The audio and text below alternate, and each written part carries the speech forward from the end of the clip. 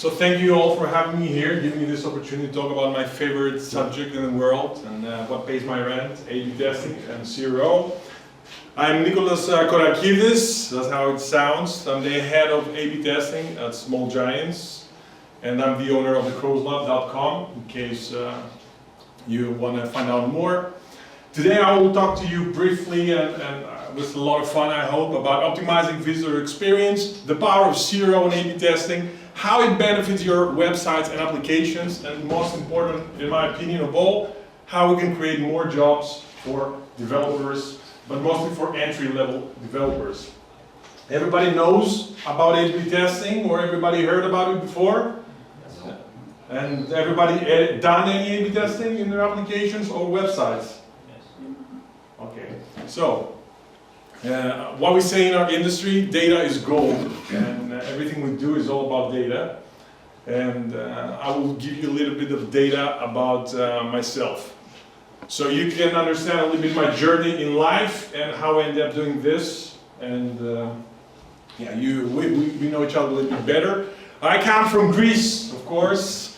Feta, beautiful islands, ancient history, Pita Euro. Anybody ever went to Greece? Did you have a good time? Yes. That's because we're very famous also about hospitality. It's all about hospitality there. We love taking care of the people around us. We love the people that visit us. I try to bring this in my work, my whole life, and into my applications, my clients and everything. It's very important to me. You can see my experience in life. I started as a nurse because I was not bright enough to be a doctor, so I did this for a couple of years. It was not my thing, and then I started having businesses, entrepreneur. I had restaurants, bars, internet cafes. I'm that old, yes. And I did this for 10 years, so I had nothing to do with programming and everything before, but I always like to experiment. And you can see my passions in music. I was doing videos, embarrassing myself, music productions, blogging. I was doing a lot of different things. And I was working with a lot of complicated software through my life. Anybody knows any of these things? Sony Vegas, Cubase, music production. I had my own music studio as well I was doing. And I was doing a lot of blogging, and this is my first time I end up doing coding through HTML, and I was changing stuff, a little bit of inline CSS. So I was finding very fascinating the whole thing. So I was like, okay, maybe this is the next step in my career. And after I closed 10 years in hospitality sector, I quit forever, and I took all my savings, like 100 euros that I have. I'm Greek, right? So bear with me. And I started Code Academy by myself, and then I applied for the School of Applied Technology of Stockholm. I got accepted, I did that. And then here in the Netherlands, I did the Codicere School. I learned React front-end, the full-stack JavaScript thing. And shortly after that, I met Colin, the founder of Small Giants, and we started working together. And when I worked there, I was doing APIs, middlewares, full-stack front-end, building websites like this. And we had very little part in the company. Only one small little client that was doing A/B testing. And yeah, it was something that no developer really wanted to do. So I was like, no, I don't want to do this. It's just plain CSS, HTML, JavaScript, so boring. But if you remember my history, I'm very curious and I always want to try a lot of things. And I was like, I'm going to do it. So give it to me. It was 8 hours a week. And we were grossing 3,200 per month. 2 years later, I took this department and we were almost 500,000. Now we're more. So that is the potential of A/B testing, right? So to understand a little bit A/B testing, you need to understand a bit CRO. Anybody familiar with CRO? So CRO is conversion rate optimization. It's the practice of increasing the percentage of users who perform a desired action. So what that means, we just manipulate users. No, we're not doing that. But we try to help users to, add clicks, convert, purchase, and stuff like that. You can see CRO everywhere. You go to Albert Heijn, you shop, you go through the chocolate bars, and you're like, no, I'm not touching this, too many calories. But then when you go to the casa to pay, they're there again somehow waiting for you. And you're like, you know what, just take this one time.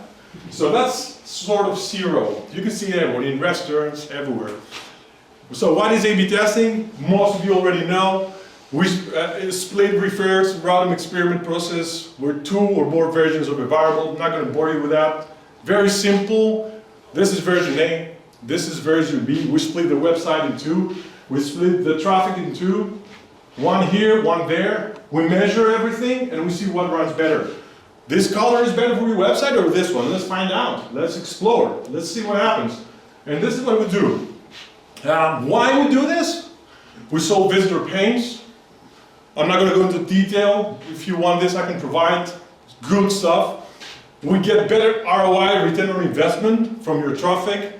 We reduce bounce rates. That is a huge pain for most of the websites and applications. Make low-risk choices. Hey, let's launch this new homepage. It's awesome. Our designer said it's going to kick ass. You launch it, then your conversion goes to the bottom. You're like, what happened? Because users, they don't like it. You can make low-risk choices, splitting with an A/B test, and then see if it performs good or not. And then you know. So it's all about data. And of course, as I said, data-driven decision-making is the cause of every change in your website comes through data and not through hippos. The CEO is like, I think this bot looks cool, let's do it like this. And then it's a flop. So, yeah, can I do it myself? A lot of people ask me that, or do I need an agency or a big company? Every single one of you here can do A/B testing in 5 minutes. It's very easy. There's a lot of free software out there. You can do it for free. You can do it with Google Tag Manager. Everybody worked with Google Tag Manager before? Anybody? Terrible, don't do it. Just take one of these things, the free ones. Even Firebase? Yeah, like it's like very easy for anybody to do it. Let's summarize it. What are we doing exactly? We're identifying customer pains or our pains in our websites or applications, right? We create a hypothesis. Okay, let's say that this background works better.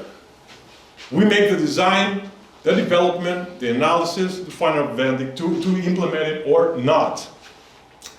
All right, so let's see a small case study. So I picked one small client of mine to showcase a little bit of how it looks like. And this is a client, Green Pan. I don't know if you heard about it, if you've shopped there before. They sell pants and stuff like that, PFAS, free, cool stuff. So we created a hypothesis I'm going to run you through. When I first saw their website, they were like, we have really cool sales, we sell really cool stuff, but yeah, we want to boost it or something like that. And okay, the first thing I see when I land on the website is there's no cart or anything here. It's just a heart on the mobile, nothing there. So I was like, where's your cart button? Like, when I shop something, I want to have control over my transactions and everything. So where is it? You have to have it there. And of course the customer is like, why? Like, I don't understand why I need to have it there. So I say, look, if you put the amount of money there, and also if you highlight your discount, not only I have control, but I'm motivated because now I bought 2 pens finally. I have $90 discount. How cool is that? I really want to go further. I want to buy. It's about psychology. It's more friendly. We take care of them. We give our visitors data. This is, I think, very important. And what do you know? This experiment kicked ass. We've seen a 41% increase of the sales after that experiment. More quantity, more sales, and more happy visitors. The new visitors especially, we had 51.5% uplift. So that means that people really needed that feature and they didn't know it. So much potential, so much waste. And that is a summary also I can provide of that. So what do we see here? And I picked a small client, then I have a bigger one. We see here that only for these 2 weeks that we run the experiment, this client made £7,000 extra from the variant. And we're talking about here ROI, return on investment. Do you know how much time it took me to build this experiment? 7 hours. With breaks. A lot of breaks. So for them, it was a 600 euros. That was, I think, the rates at the time. They paid me 600 euros and they made 7,000 in 2 weeks. This experiment runs forever, so you can scale that up and see how much money they made eventually from that. They still make money from that today. And since we're talking return on investment, one of my clients had an 8 million per year increase with just one click. And is this possible? This is like, I made a nice post on LinkedIn. If you want to follow and connect there with me, please do it. And I go a little bit more in depth about it. I will explain it very fast what the customer wanted to do. I don't know if you're familiar with the brand. It's Bijenkorf. They wanted to have endless scrolling after you're going into their lister page. You want to see more products. You know, you don't want to buy, and you believe it or not, things like this are blockers for some websites, some users, some visitors. I don't like calling it users, I hate it. So some users, visitors, terrible. So some visitors, they want to just enjoy freely. So they were like, okay, Nikolas, we want to build this experiment. We're going to talk with our developers to build it, and then you split it, and then you do it. They talked with the developers, and the developer team was like, yeah, we can do this in like a couple of months. We just need to do this and that. And I'm like, guys, sit back. I can do it in 2 minutes. You don't have to do it 2 months. What I did, I just put an event listener on the page. And after I go 70% on the height, I click this button. And then it loads forever. Simple as that. You don't need 2 months for that, right? It took me 2 minutes. So 2 minutes, 1 click, 2% conversion boost. This client is making 400 million per year. So do the math, that's 8 million free. They paid me for this, I think 70 euros. And this is the return. I didn't do the maths. That's a lot of money they made. They never reached back to me to give me more. But yeah, at least they're still my clients. So did they say thank you? They always say thank you. So, that's the only thing they do. Where's my salary? Thank you. Yeah. And for 70 bucks? Come on. So, as I said, optimizing visitor experience, the power of zero, this is what I want to talk about a lot. And I think also A/B testing, because a lot of people aren't familiar, unaware about it, and they don't know the power of it, how we can generate more income for websites, for applications, more income, and you know, it's simple as that, right? Like an A/B test could be just native, like just plain CSS, just basic document query selectors, DOM manipulation. That's it. Nothing special. It's a perfect job for an entry developer that the last 4 years they struggle to find a job. So I think if we create more A/B tests, if we inherited an A/B testing culture, we're gonna have more profits for our web shops, for our companies, for ourselves. Therefore, we're going to have more developers. So that's why I'm going around talking about it, spreading the word, how powerful it is, how important it is, how we can all be benefit from that. And yeah, we can have a new generation of new developers get into the train, the hack train, and yeah, have a good life after that. So that was it. As I promised, quick and painless, I hope. Thank you very much. Yeah, I don't know if you have any questions or something around it, or I covered everything. Thank you. I have. The gentleman. Yes, I got a question. Can you please go back to the slide where you showed the example? No. This? Oh, Bijenkorf. Not Bijenkorf. Yes. Yes, and after you've done with your talk, you mentioned that this is something as developers we should be taking into our culture. How would you look at it from, what would the developer implement here for, as part of, to adopt the A/B testing culture? Yes. From the development perspective. The simplicity of what I did. I think this is, as a developer, you can find solutions in the most simple things. Because if I go to their dev team, of course this is like some, you know, hacky solution. That's, you cannot have it in forever. Someone has to implement the actual thing. But that I think the culture of A/B testing is you can find simple solutions in complicated things.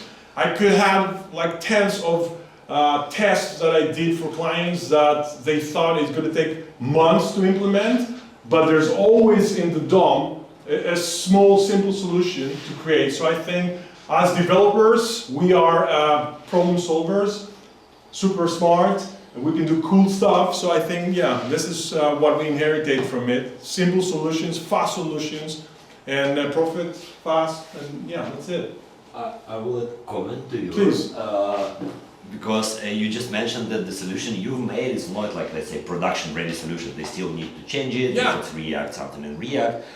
But then this is a quick solution which still works, and it's not the most beautiful. And I now paying attention on the non-beautiful code and the production things. And there are a lot of, let's say, bad code which is not production-ready in production applications. Mm-hmm. It doesn't mean the code doesn't work or cannot be part of a production. It just means that, like as you mentioned, for developers, you need to be able to find the quickest solution to solve the issue.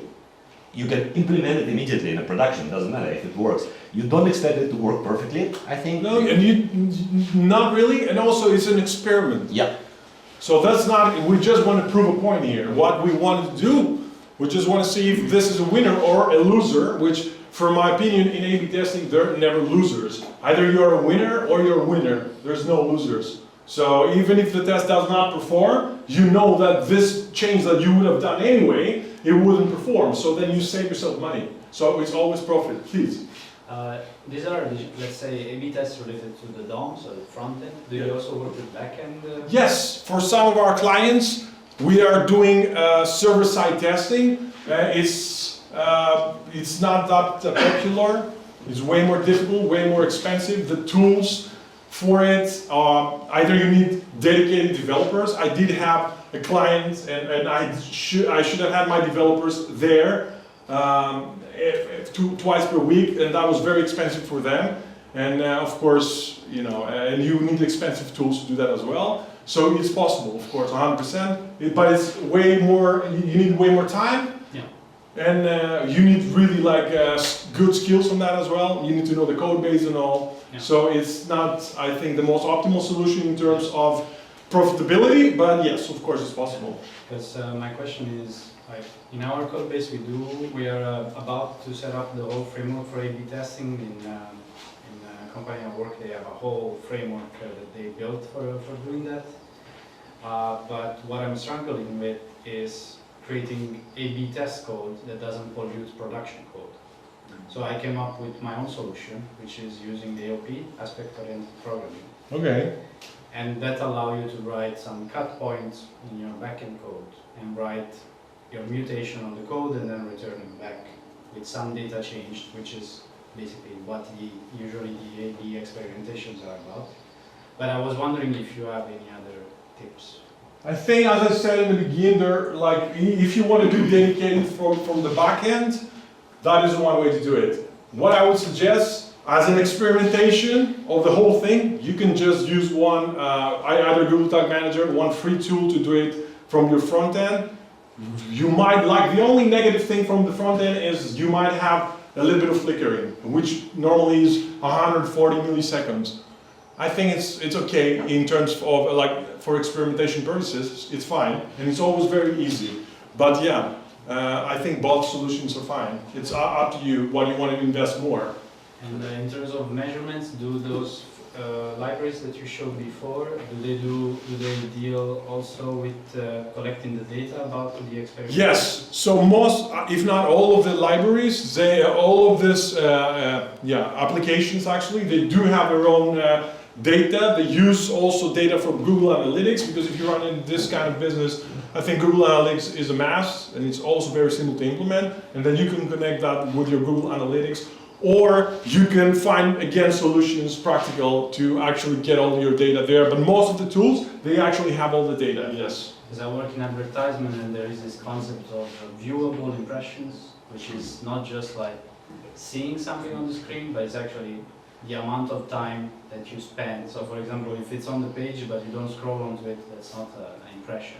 Yes. So it's very delicate, and they build something custom for this type of. Yeah, for that stuff we do have the data layer, of course, and then there we can build functions that they observe the website, and you put everything into the data layer, and after you move on to the next page, the data layer puts everything, and it's been collected by Google Analytics in that case, and then therefore you have all your data there as well. I have a question about hypothesis. Because A/B testing is clear, but how do you come up with the idea what can be improved? Because like best practices, guys.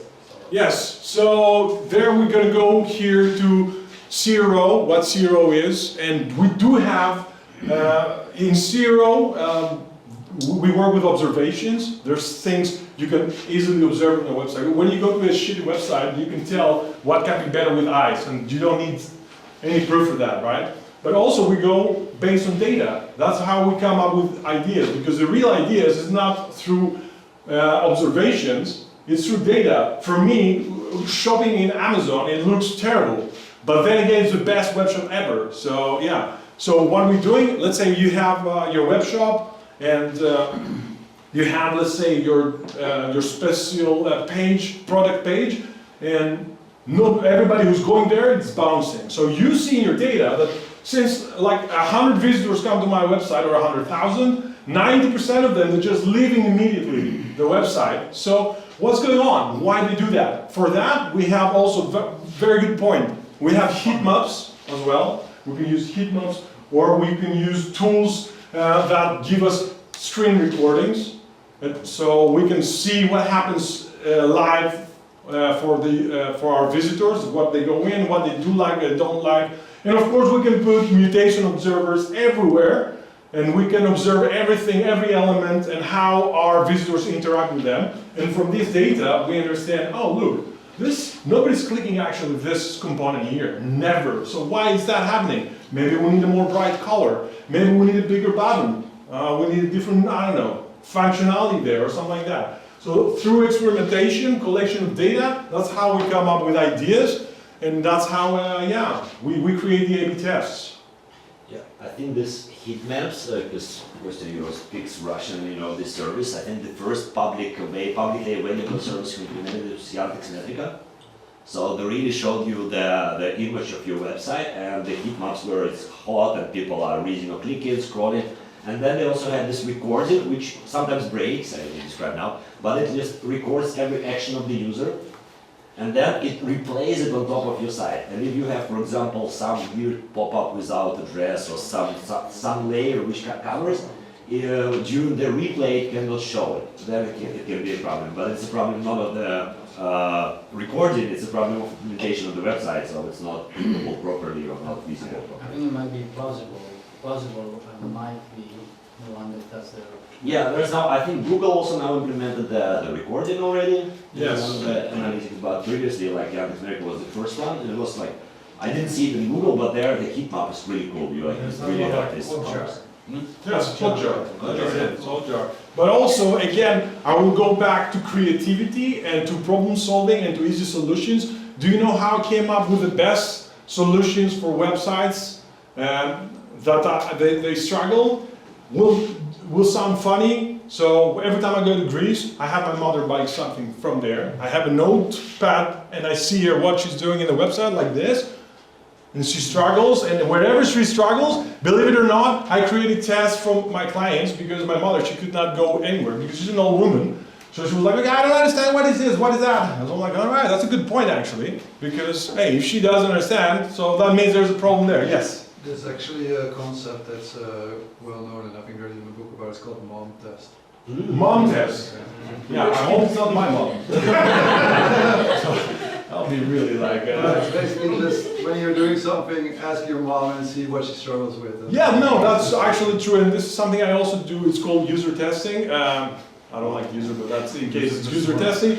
So there's a lot of times we're gonna have a new client in. And what we're doing, we have 5 people that are completely unrelated to development or anything. We give them 5 gift cards, $50, go in there, buy something, and then we screen record everything. We have notepads, we're sitting in the back, and we're just like, oh, look at that. You have no idea how many bugs I found, or some problems or whatever you can imagine And there's a lot of solutions to that. Data, but also observation. These are the two things that we can combine together. We can create the best experiences and create like a website or an application that people enjoy to spend time in and buy or browse or anything. So yeah, please. Have you had experience when experiment goes to waste? To waste? Yeah. Like what? Or when it doesn't work? Like That you is the see- best experiments. Because as I said before, I had experiments that we changed the menu, for example. That's one of the really bold experiments. They were like, let's change the menu, let's go crazy. I'm like, all right. And then the client come in, they change it on production, and mass, they lose hundreds of thousands of euros. In A/B test, when we do that, we can see the trends. Like we see 3, 4, 5, 6 days, and it's going worse and worse. Then you're like, all right, how much money we really saved? It's not only the same, we save like ton of money because we already started seeing the trends live. That something is going down. For me, as I say, there's no losing test. There's only winning tests because single split in two. One of them is always a winner. So for us, we're always winners because it doesn't matter our experience. We need to be a winner. But You collect the data at least. Yes. That's it. That's the most important. As I said in the beginning, data is gold. Greece. Woo! Let's go. Yes, please. Yeah, I have a question, a more technical one. You mentioned how you just added the button, this one HTML, but do you have more like technical highlight overview? What kind of tools you use to put people in different buckets with A/B testing? Do you use cookies or not? Yes, exactly. For example, with GTM, we use a cookie. We just create a function that is giving the visitor his in the number one or zero. We call it zero, the control, or number one, the variation. It allocates 50%. Boom, that's it. Literally 30 seconds. And if you copy paste it, 0. So it's that simple. But again, most of the tools, they do it automatically. So it's really not that technical in the end of the day. For everybody in here, it's literally like one function that is splitting the users is math.random. So it's pretty basic. And that is it. It's very, very easy. That's why I'm preaching about it. And that's why I'm saying it's so easy. You can bring so much profit. We can create so much many more jobs out of it. And I think it's pretty cool. But I think there is also one thing, you create a cookie, but sometimes you want this user be constant. For example, if he has different browsers and cookie does not migrate, then you can also create a unique ID for this user, specify the hardware or whatever information you can get, or IP address, for example. And you also can store in the database this relation, like this user is number one, as you said. Yes. And this is IP address, for example, or machine, whatever. So every time user, whatever browser he uses, enters your website, you already know this user is the one we're gonna test. Is it legal? On root And you headers. consent for it, right? On root headers. Please. How many things would you change between like A and B at the same time? That's a good question. The most ideal thing, especially for websites with high volume of visitors, little things. Because we can collect data from basic things. If you don't know who is the number one in the world doing A/B testing, it's Booking.com. And I've been in a couple of seminars or class there. They're doing insane, and these people they change like the font from 13 to 12, and they just like, okay, let's see what happens. It's 1 pixel, and then you will be like impressed, like how much difference that can it make. For me, before I go, I would not believe it. How much difference can it make from 1 to 2? How much difference can it make? Infinite scrolling and having a button. Like what? 8 million like this? Where's my boat? So it's insane. But also I want to address something. I'll come back with it. I want to address something very also amazing here on A/B testing. The test that I show you here. The test I show you here and in this. Where are you? Hello. Yeah, this one here. This was not originally my idea. That was an idea which I did for Atos. hello, it's your people down there. So in Atos, we also, he's one of our clients, we work together. And in Atos, we had this idea to create this checking always the price. That was a flop.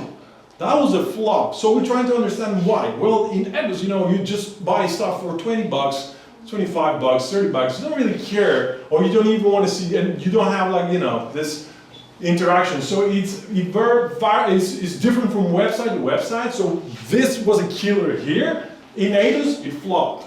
So it's awesome how you can find different tests, ideas that work differently from website to website. So yeah, it's so fascinating for me. Going every day, doing like more or less the same things, and I have completely different results. So yeah. There's Please.